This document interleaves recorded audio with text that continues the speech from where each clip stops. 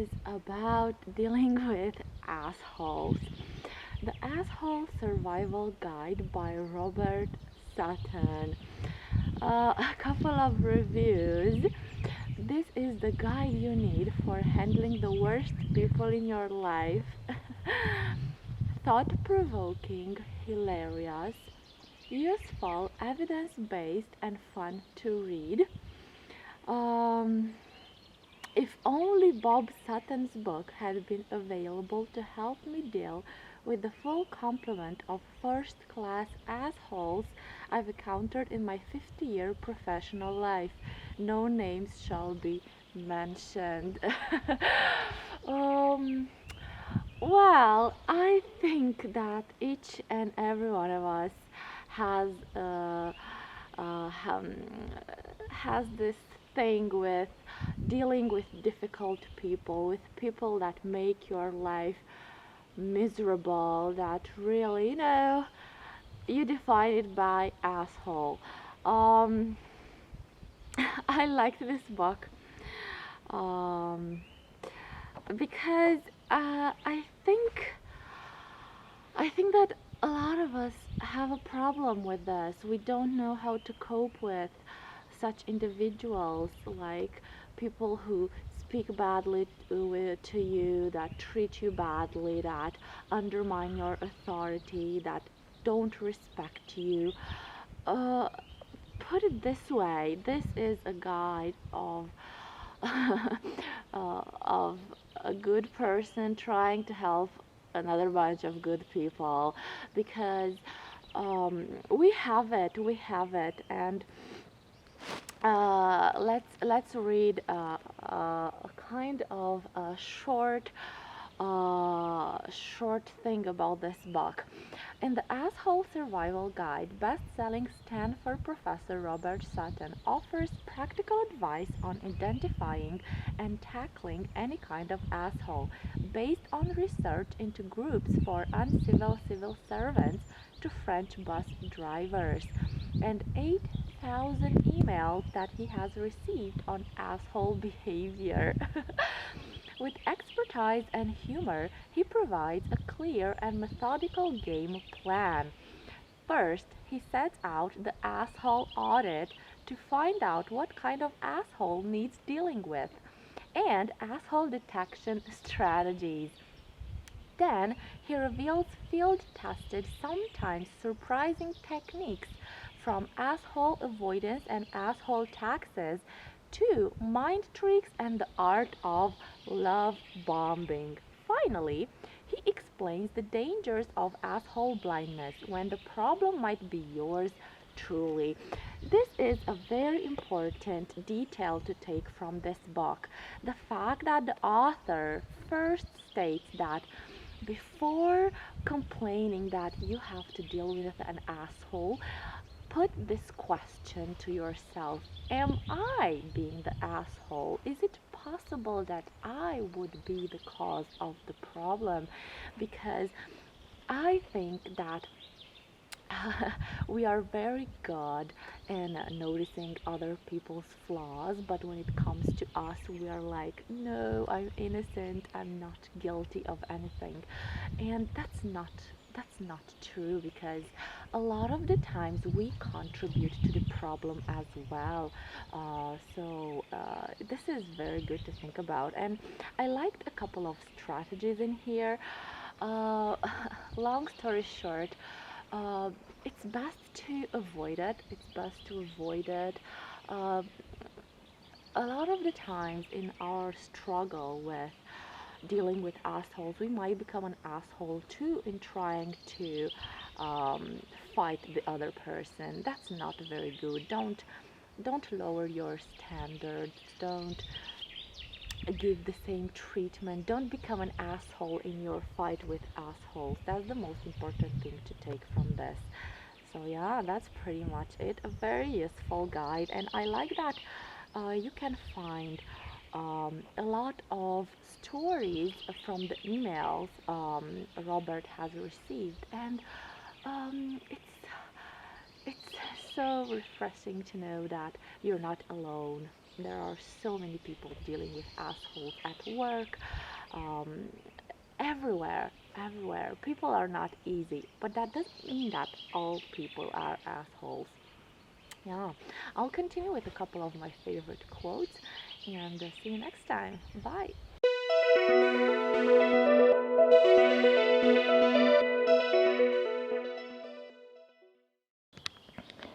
As I promised, I'll come back with a couple of reviews and quotes from this book. um,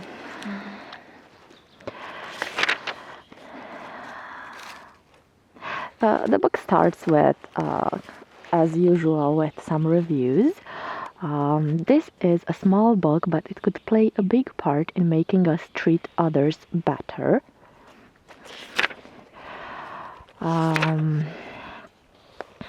Of course, he dedicates this book to family. 8,000 emails. A lot of the emails are like, help me, what should I do? How do I cope with this? Um, um, Strangers call my Stanford office about once a week to ask it. I've been asked for survival tips from cashiers at Costco and Walgreens, nurses and doctors at the Cleveland Clinic and Stanford hospitals, and drivers. And yeah, you know, this problem with assholes is is everywhere. So you're not alone. You're not alone in this. Um, a lot of examples. But what's important in dealing with assholes is the productivity, actually.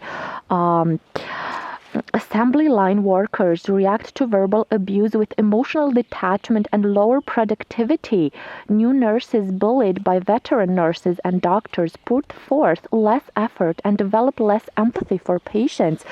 So this is affecting the work environment very severely, and working for a boss hole increases the risk of heart disease and premature death.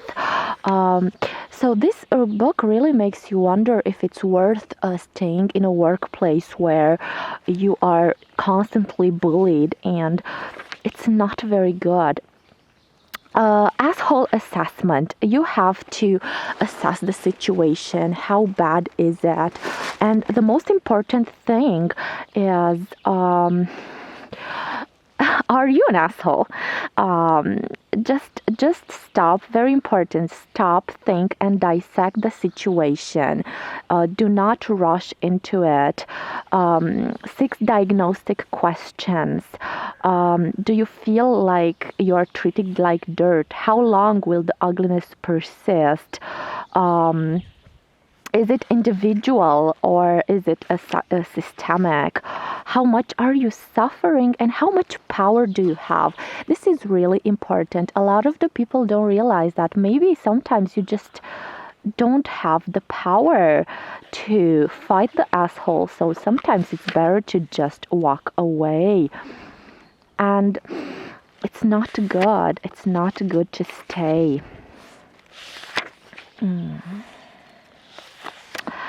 What's very important is to be careful not to mistake 1 or 2 bad experiences or unpleasant people for a rotten system. Yes, I agree. I can have moments when I can be like a complete jerk, but that doesn't make me a bad person.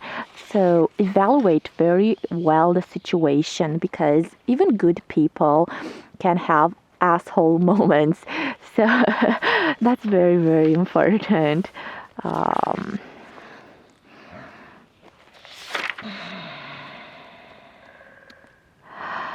And a couple of beautiful quotes. As a saying sometimes attributed to Eleanor Roosevelt goes, learn from the mistakes of others. You can't live long enough to make them all yourself. And wise people have the courage to act on their beliefs and convictions at the same time that they have the humility to realize that they might be wrong and must be prepared to change their beliefs and actions when better information comes along. Be flexible, be open-minded. Um, it's really, really important. Um, I like the psychological analysis of asshole behavior on our brain. It provokes trauma. They usually the victims of assholes, they sit there because they delude themselves. They are I don't know, swept away by self-deception. It will be better. It's not so bad because assholes go from bad to good, and they are oscillating. So just like in a bad marriage with an abusive husband or an abusive wife, they treat you well, then they treat you horrible, really horrible, and they treat you well again. So it's really hard to walk away. A lot of people suffer from asshole blindness. Lies that people tell to themselves. It's not that bad. It's really getting better. I will leave for something better right after I finish this one important thing. I'm learning, so it's not worth leaving. No one else can replace me. Uh, Martyrdom is a lousy excuse for staying in a terrible situation. So it's bad here, but it can be worse everywhere. We people are so good at finding excuses, at saying, no, it's not so bad. No, it's not so. We've all been there. We know that it can go worse. And I think this book can really motivate you to analyze yourself and to see if you're really living in self-deception in a marriage, in a workplace, in a professional aspect of your life. You should try to get away from assholes, but don't be an idiot about it. Do not take extreme measures. Do not go to revenge, to diabolical plans. Don't do that because you're lowering yourself. You're lowering yourself, and that's not very good. Walk away. Walk away. The physical distance is the best thing you can use. Just move away from that person. Get out for a break. Just take some distance. Don't sit in that environment. Right.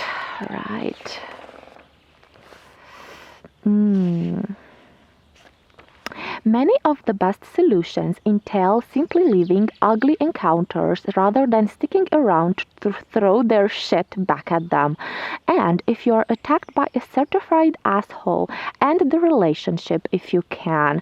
So, in a relationship, if someone is being an asshole several times, don't try to sit there and fight back. Don't try to sit there and convince them of how good of a person you are and how you deserve better. Assholes don't see that. Just walk away, end the relationship, end the marriage, and end the friendship. Don't accept dirt. Don't accept dirt. Don't do that.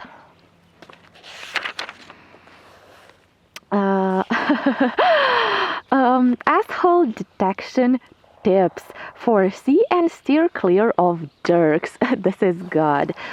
Google them.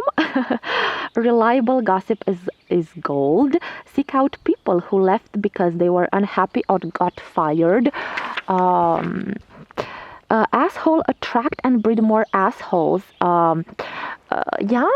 Birds of a feather flock together. So just look at their environment as well, and notice that it's really, really important to do that. Listen carefully. to how underlings and peers talk about people in power. How do they treat each other? How do people with more power treat those with less? I so agree with this. Look at how somebody treats someone with less power than them, and that will definitely give you a clue on how they will treat you at a certain point. So that's very important.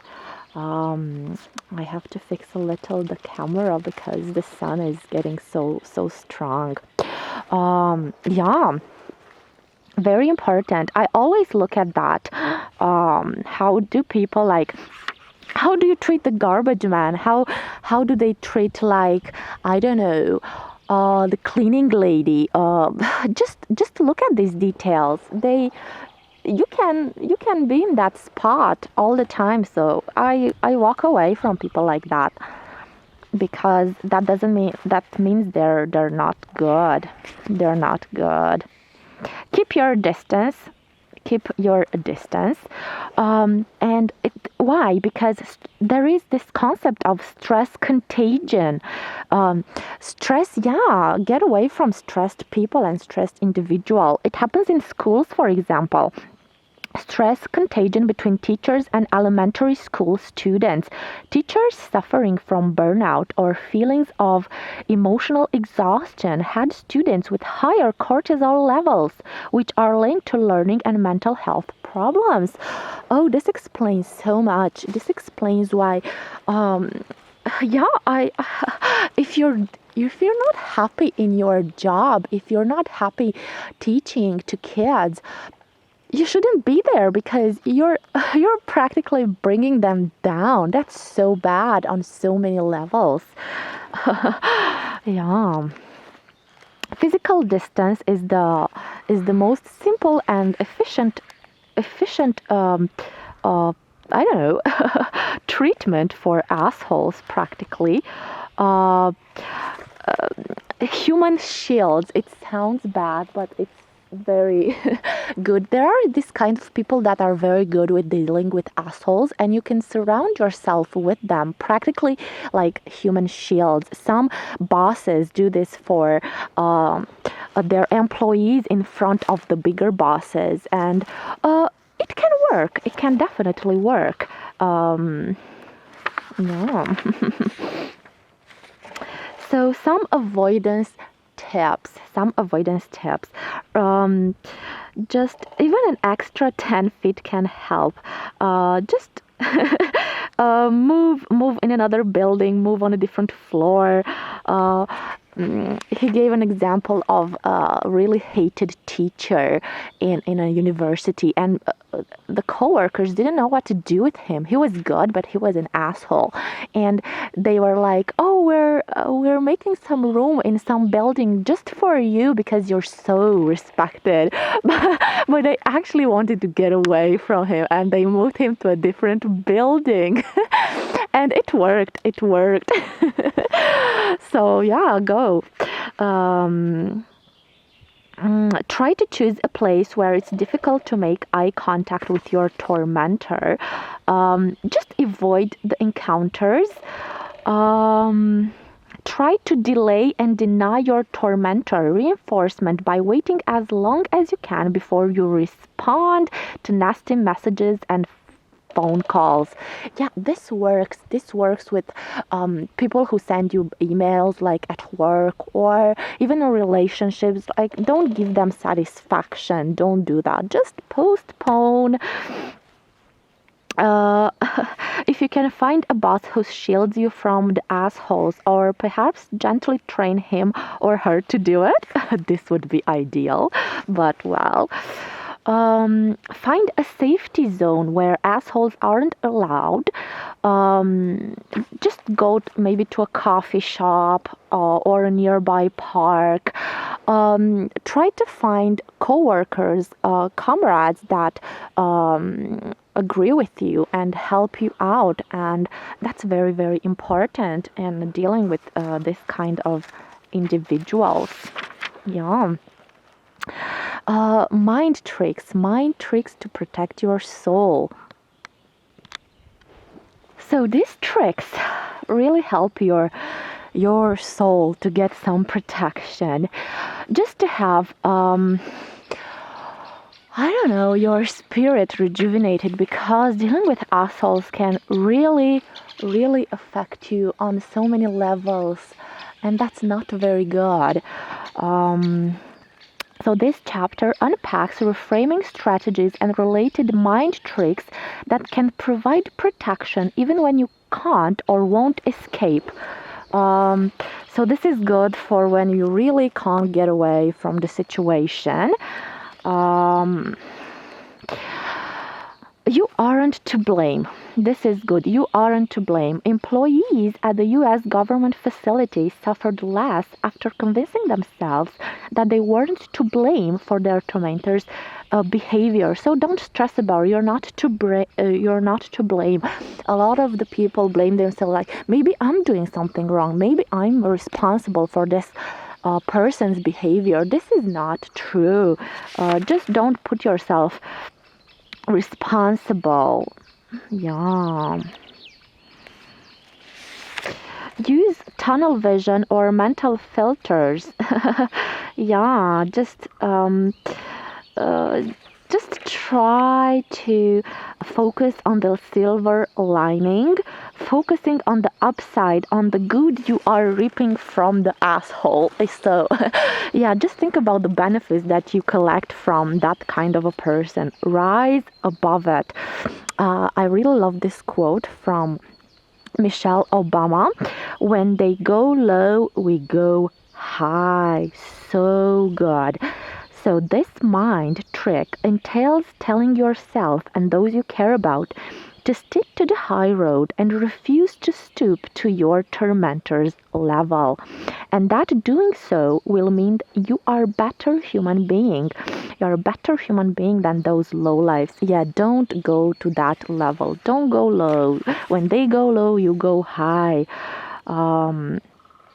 Develop sympathy for the devil. I've put a big question mark in here because this is so difficult to do. Yeah, this approach can help you feel less demeaned and de-energized. You can think of this.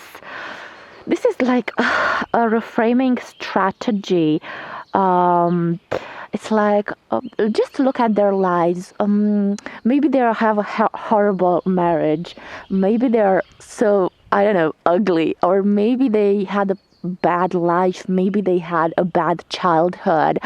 And it's not like finding them excuses, but it's just like, okay, this is a human. Or this is like, just don't go that and don't go there. And some research on bullied school children found victims who forgive cruel classmates are plagued by less social anxiety and fewer thoughts of revenge, and report greater self-esteem.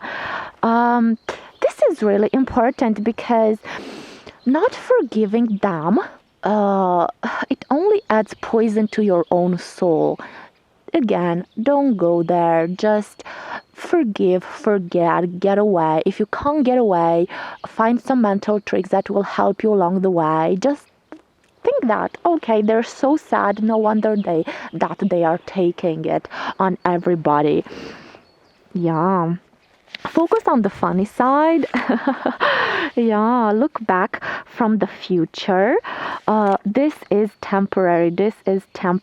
Do some mental time travel. It will definitely help you. Turn off your work email whenever you can. So yeah, get away from technology. If you have a job where you receive nasty emails, just at home, just get away from it. Detach, tune out during the worst of the times. Yeah, just give vague responses. This works. Like tormentors feed when you react and you show that you are suffering, and when you don't do that, they go crazy. So when they face demeaning or rude people, they respond to the incoming anger or disrespect with the most boring, vague, and perfunctory responses that they can muster. They said it was a way to give as little of themselves as possible to their tormentors. This passive aggressive form of revenge, it frustrates. Yeah, because I saw that aggressive people, assholes, feed with your emotional torment, with your anxiety, with your stress. And when you give them like, okay, yeah, it's like you don't give them the satisfaction of hurting you. And that's very, very good. So when people keep insulting and humiliating you and bad-mouthing and backstabbing you, such vague language can create protective emotional distance. So you just go away. You just go away. And my favorite quote, "This too shall pass. Time heals all wounds." Use emotional detachment. The next trick is fighting back. This is risky. This is a strategy that can go very wrong. Taking revenge, or it can mean losing your job. It can mean a lot of the things. So this fighting back, it's only done when you really are at your lowest low and you can't take it anymore, and then yeah, you just fight back. You just fight back.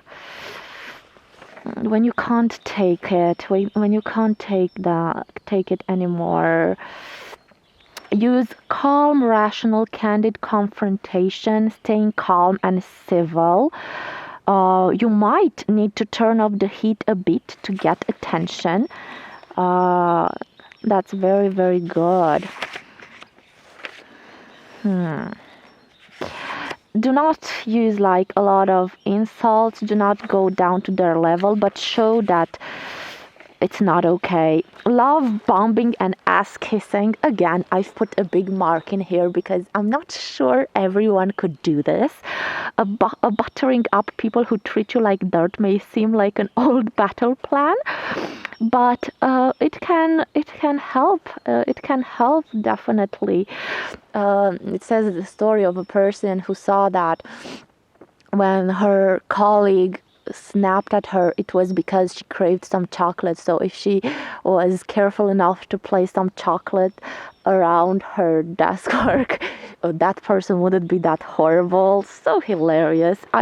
In this book you can realize that even big adult people are just like kids, bad kids, bullies, and the workplace is not a different environment when you can see that. Revenge is sweet, but can be useless and dangerous. So do not use revenge. It's not recommended. It can go bad on so many levels, and assholes are really good at fighting back. So this is a last resort kind of an approach. So don't do it. Yeah. The wrong way to fight assholes. This is very important. 7 techniques that are prone to fail, and backfire. Do the first thing that comes to mind right now. Use direct and aggressive confrontation with a powerful tormentor. Call an asshole an asshole. Yeah, don't do that. Exact vindictive, anonymous, and useless revenge. Find a scapegoat, catch the disease to please, and ask crooked people and systems for help. Yeah, this won't work. This is how you're not dealing with assholes.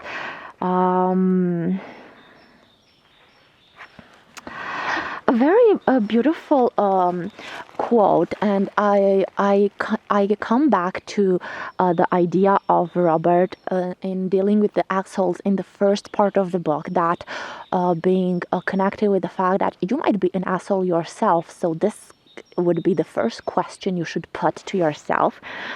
And we human beings are prone to developing distorted and overly positive self-images, and to deny, disregard, or never notice negative information about ourselves. So the key to self-awareness isn't found inside our heads. It's in discovering and accepting how others see us, even when it hurts. The bigger the gap between how we see ourselves and how others see us, the worse our relationships with them tend to be. So keep this in mind, that the relationships that you have at work, with your spouse, with your husband, with your friends, it's also a reflection of yourself. They might be the assholes, but just think about how you are contributing to the problem. I know this is not very easy. It's really easy to lash out and bash others and say that they are trash and you are like golden, but it's not always the case. So look at your own little devil horns. Yeah.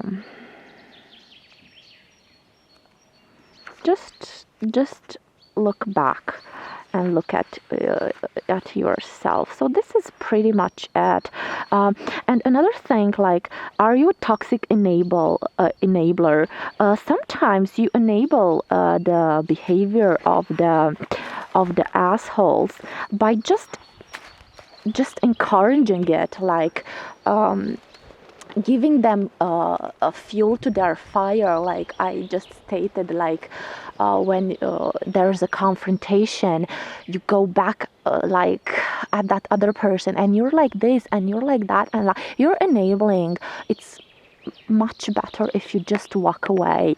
The most important thing to extract from this book is introspection. Look at your own behavior, and knowing when to walk away, knowing when a fight it's not worth having.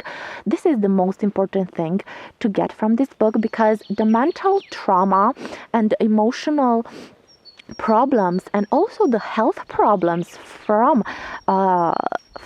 dealing with assholes, it's not worth it. You could suffer a lot of health issues because of this, and it's really not worth it. Life is so short that you better spend 10 minutes of your life walking away and finding your inner peace and finding other good people to talk to, rather than sitting half an hour trying to show your tormentor how right you are.